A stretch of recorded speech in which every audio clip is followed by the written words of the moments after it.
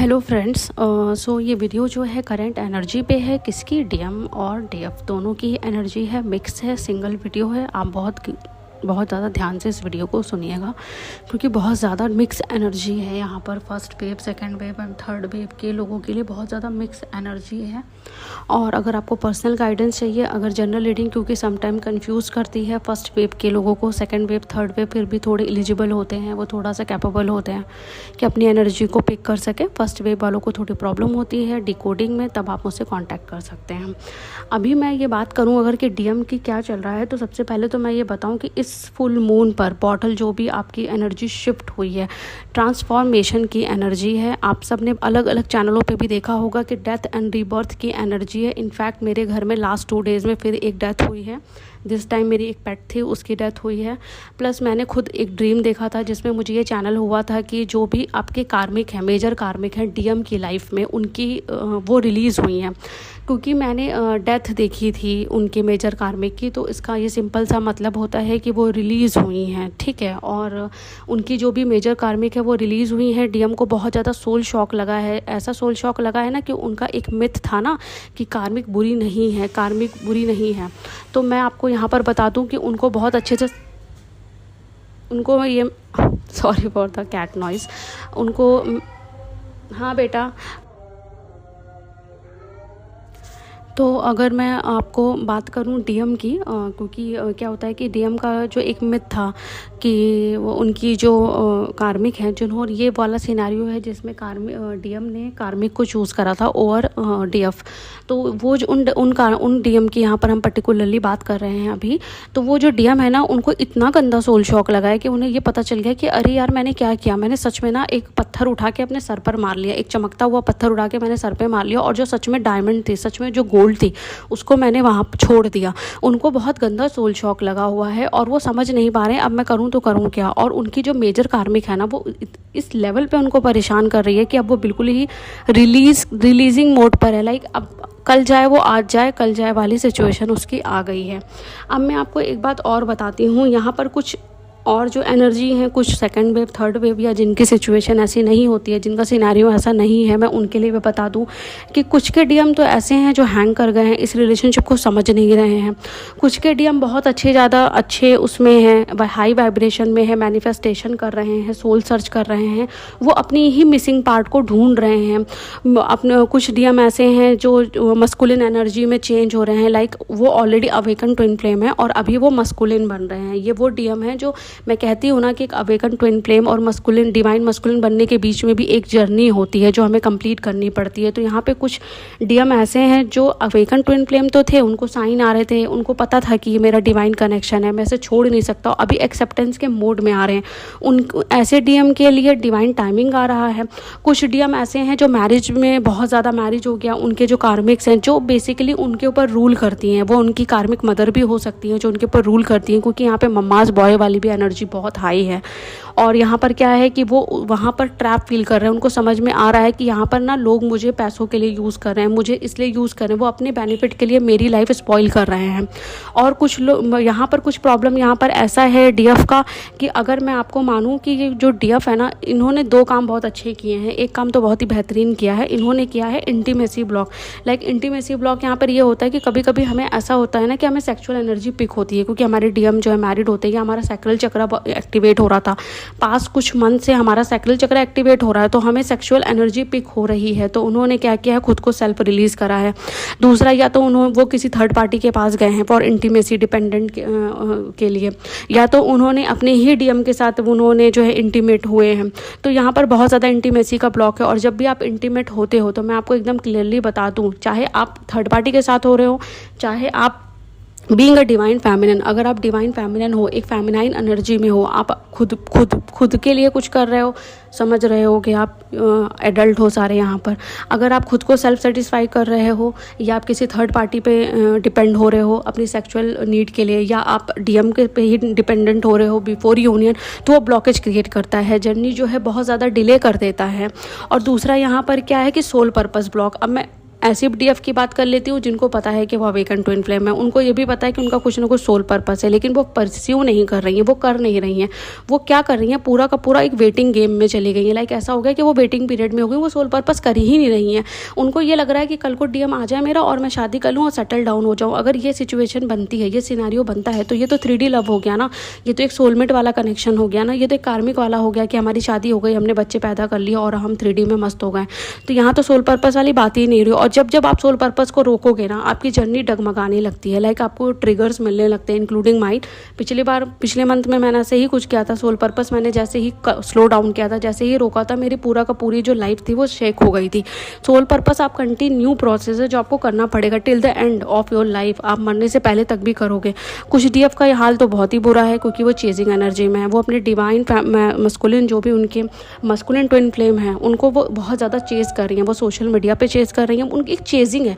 अगर वो social media पे नहीं भी चेस कर रही हैं और वो आकर मुझसे कहें ना कि मैम मैं तो चेस कर ही नहीं रही हूँ, तो आप मेंटली चेस कर रहे हो, आप मेंटली उनके पीछे भाग रहे हो, आप डेज नाइट काउंट कर रहे हो, आप उनको चेस कर रहे हो। एक चेजिंग एनर्जी है आपकी। एक्चुअली उस चेजिंग एनर्जी से भी आपको बाहर आना पड़ेगा, क्योंकि अगर सम टाइम ऐसा होता है, जैसे मैं हूँ, मैं सोशल मीडिया पे स्टॉक नहीं करती हूँ, बट मैं मेंटली चेस करने लग जाती हूँ। अगर मैं मेंटली चेस कर रही हूँ तो एक चेजिंग एनर्जी में आ गई। अगर मैं उसके आने का वेट कर रही हूँ तो मैं एक वेटिंग एनर्जी में चली गई। तो एक हम पर्टिकुलरली एक मोड में चले जाते हैं। हम क्या करते हैं ना, लाइफ को जीना छोड़ देते हैं और पर्टिकुलरली एक मोड में चले जाते हैं, और उसी मोड में हम कंफर्टेबल फील करने लगते हैं। अगर हम चेजिंग एनर्जी में हैं तो चेजिंग में ही कंफर्टेबल फील करने लगते हैं। अगर हम जो है वेटिंग एनर्जी में है तो वेटिंग में ही हम कंफर्टेबल फील करने लगते हैं। हम क्या करते हैं, अपनी लाइफ को पॉज बटन लगा देते हैं और उसमें हम कंफर्टेबल हो जाते हैं। हम कुछ ऐसा ही करते हैं, ठीक है। यहाँ पर मैं बात करूँ तो कुछ लोगों का सैक्रल चक्र बहुत ज़्यादा एक्टिवेट हो रहा है, कुछ लोगों को पास टाइम से कुछ हार्ट चक्रास में एक्टिवेशन हो रहा है। उनके डिवाइन मस्कुलिन का हार्ट जो है एक्टिवेट हो रहा है, क्योंकि डिवाइन को भी अब क्या है ना, डीएम का जो अभी जो भी जर्नी डिवाइन मस्कुलिन की थी, उसके पार्ट पे जो भी जर्नी है वो इतनी आगे चली गई है, इतनी ज़्यादा आगे चलेगी। अभी डिवाइन मस्कुलिन का ऐसा हाल बुरा हो गया ना, लाइक कि जो भी कार्मिक है ना, वो बिल्कुल जो है वो बिल्कुल कार्मिक ऐसी है ना कि रिलीज़ होने पर आ गई। अब आप उसको रोक ही नहीं सकते। और सबसे बड़ी बात है कि जो डीएम ये सोचते थे कि उन्होंने हमेशा कार्मिक मदर को, उन्होंने हमेशा कार्मिक गर्लफ्रेंड को, उन्होंने हमेशा अपनी कार्मिक पार्टनर्स को जो है चूज़ करा था डिवाइन फेमिनिन के ऊपर। अब उनको समझ में आ गया है कि यहाँ तो मुझे ही बेवकूफ़ बनाया गया, या मैंने तो लाइफ में गलत डिसीजन लिया है। मेरी डिवाइन फेमिनिन तो आज भी मेरा वेट कर रही है। उन्हें कहीं ना कहीं से ये तो पता चला है कि मेरी डिवाइन फेमिनिन मेरा वेट कर रही है और मैंने ये क्या कर लिया। मैं अब उनको बुरा लग रहा। अगर आपको ये पता चले ऑल ऑफ सडन, चलो 3D की बात करते हैं, अगर ये ट्विन फ्लेम कनेक्शन नहीं है, ये एक नॉर्मल सा कनेक्शन है, आपकी एक अरेंज मैरिज हो गई है और आपको ऑल ऑफ सडन शादी के 2 साल बाद 3 साल बाद कहीं से ये पता चले कि आपका जो एक्स बॉयफ्रेंड था वो आपका वेट कर रहा है आज भी, उसने शादी नहीं करी है, तो कितना ज़्यादा आप उस टाइम पे शेक हो जाओगे, कितना ज़्यादा आपको सोल शॉक लगेगा। और यही अगर रिलेशन एक ट्विन फ्लेम का हो गया तो उस टाइम पर आप इमेजिन भी नहीं कर सकते कि उनको किस तरह का सोल शॉक लगा होगा, क्योंकि उन्हें ये तो पता चला है कि क्योंकि उन्हें ये तो पता चल गया है कि उनकी डिवाइन फेमिनिन ने शादी नहीं करी है, वो उनका वेट कर रही हैं। इसी वजह से वो हैंग कर गए हैं। उनका जो करंट सिनेरियो है ना, वो उसमें पूरा का पूरा हैंग कर गया और मैनिफेस्ट कर रहे हैं, किसी डिवाइन फेमिनिन को मैनिफेस्ट कर रहे हैं, एक पाथ को मैनिफेस्ट कर रहे हैं जो भी उनकी करंट सिनेरियो है। चाहे वो उनकी मम्मा हो, जो उनको वो मदर, क्योंकि ज़्यादातर जो डीएम होते हैं वो ममाज बॉय होते हैं, तो उनका क्या है ना कि वो ट्रैप फील कर रहे हैं, बहुत ज़्यादा उनको एंजाइटी हो रही है, पैनिक अटैक हो रहा है, वो रात में सो नहीं पा रहे, स्लीपलेस नाइट है। इधर आपके हार्ट चक्र में वाइब्रेशन हो रहा है, आपको सोलर प्लेक्सस में एनर्जी का फ्लो फील हो सकता है, आपको क्राउन चक्र में फील हो रहा है, आपको हेडेक हो रहा है, आपको नोजिया हो रहा है, आप सुबह मॉर्निंग में उठ रहे हो आपको प्रॉब्लम हो रहा है। उसके बाद इसमें क्या है ना कि ये इस तरह के कुछ सिनेरियो बना हुआ है, ठीक है।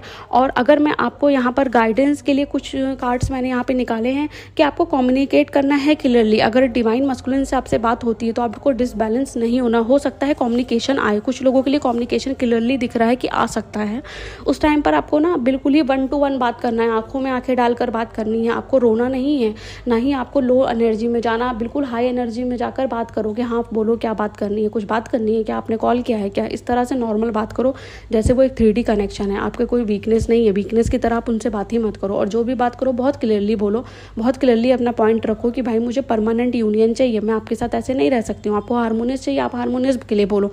अगर वो आपसे आते हैं आप उनसे कमिटमेंट मांगो, आपको जो भी आपके दिल में है हैं आप क्लियरली उनसे बोलो। आप उनको कार्मिक ये बात मत बोलो कि आप उनको अपने मेजर कार्मिक को छोड़ कर आओ फिर मेरे पास। आप ये मत बोलो, आप ये बोलो कि मैं क्या चाहती हूँ, मुझे आपके साथ रहना है, शादी करनी है, अब वो आप कैसे भी करो, मुझे नहीं पता आप क्या करके आओगे, अपनी लाइफ में क्या चेंजेस करके आओगे। उसके बाद आपको क्या करना है, वापस से कुछ डिवाइन फैमिली के लिए गाइडेंस से आपको लेट गो करना है। आप लेट गो ही नहीं कर पा रहे हो, आप सरेंडर की स्थिति में ही नहीं जा रहे हो। लाइक आपका ऐसा हो रहा है कि मैं करूँ तो करूँ क्या, मतलब लेट गो कर दो, सब कुछ डिवाइन पे छोड़ दो। अभी 2 दिन अभी मैं अपनी भी बात करूँ तो मेरे साथ भी कुछ ऐसे ही ट्रिगर्स हुए हैं कुछ पास्ट 2 डेज़ में। मैं भी ट्रिगर बहुत ज़्यादा नहीं होती हूँ, लाइक बिल्कुल ही कम होती हूँ, बट क्या होता है कि जब तक आपका परमानेंट यूनियन नहीं होता तब तक कोई ना कोई चीज़ आपकी सरफेस होती रहती है। और ऊपर से मेरी एनर्जी बहुत डाउन होती है क्योंकि मैं ट्विन फ्लेम बहुत ज़्यादा रीडिंग देती हूँ, उनको काउंसलिंग देती हूँ। तो इस टाइम पर क्या होता है ना, आपको लेट गो करना है, आपको सारी चीज़ें सरेंडर मोड पे जाना है, आपको सब कुछ छोड़ना है, आपको प्रोफेशनल छोड़ना है, आपको अपनी मेंटल जो कंडीशन है उसको भी छोड़ना, आपको सारी चीज़ें छोड़नी है। आपको प्रोफेशनली छोड़ दो, मैरिड लाइफ है आपकी कहीं और, आप शादीशुदा हो, आप उसको छोड़ दो। आप सब कुछ छोड़ के मतलब बिल्कुल ही लेट गो करके डिवाइन से बोलो कि आप ही मेरे लिए कुछ करो, अभी मैं कुछ नहीं करूँगी। क्योंकि जब लाइफ में बहुत ज़्यादा मैस होता है ना तो हमें सच में पता नहीं होता कि इतना ढेर सारा मैस एक साथ में क्यों हो रहा है। एक्चुअल में एक बात सोचिए कि अगर कोई चीज़ बिल्डिंग है, अगर कोई चीज़ पहले से बनी हुई है, उसको तोड़कर दोबारा कोई चीज़ बनी जा रही है, तो जब वो चीज़ें ब्रेक डाउन होती है ना तो उस टाइम पे हम शेक हो जाते हैं। हम ये सोचते हैं ये क्या हो गया, ये तो सारी बना, हमारे तो पूरा पास्ट ही खत्म हो गया, इतने सालों से मैं एक शादी में थी, मेरी तो पूरी शादी ही हिल गई, अब ये क्या हो गया। तो जब नई चीज़ें ट्रांसफॉर्म होती है ना तो पुरानी चीज़ें अपनी जगह से हटती हैं, कोई चीज़ कहीं जाती है, कोई चीज़ कहीं जाती है, कोई चीज़ कहीं जाती है।